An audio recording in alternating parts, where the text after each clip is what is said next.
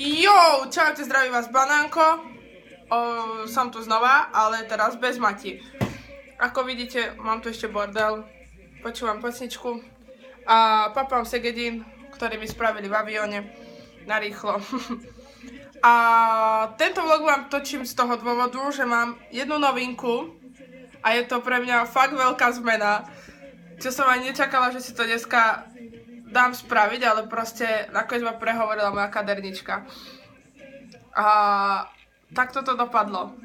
Takže ešte vám to nejdem prezradiť, ale je to pre mňa fakt veľká zmena, pretože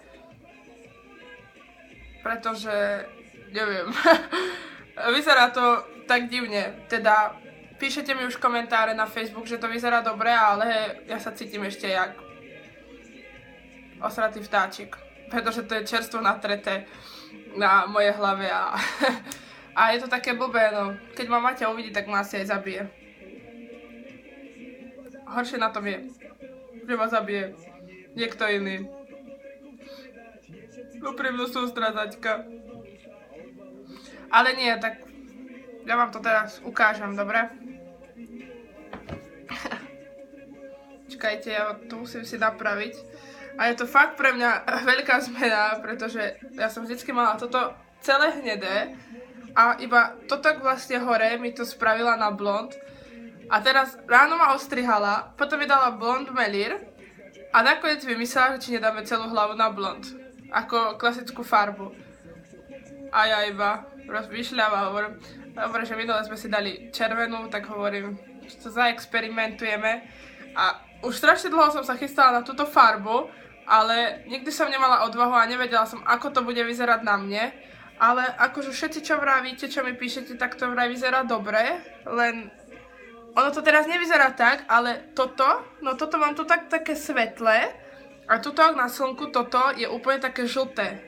Čiže mám si kúpiť ešte nejaký šampón fialový, šauma či čo, a že mi to trošku vybledne, aby to tak nevyzeralo.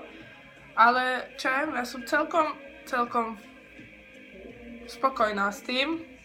Len toto je trošku kratšie, ale to dorastie, lebo mne strašne rýchlo rastú vlasy. Takže vyzerá to nejak takto. Ešte si dáme okuliare ako najväčší svegery.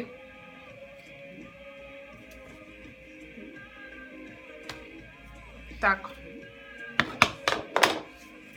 Takže toto je dnešná novinka. A to by bolo asi na dneska všetko. To vám iba tak narýchlo točím vlog proste, že mám hovienkovú hlavu. No, teda z vtáčich trusov. Ale nie. A ja sa idem teraz napapať, lebo nestíham dneska nič, ešte musím si poriadiť izbičku a musím si vyžaliť veci.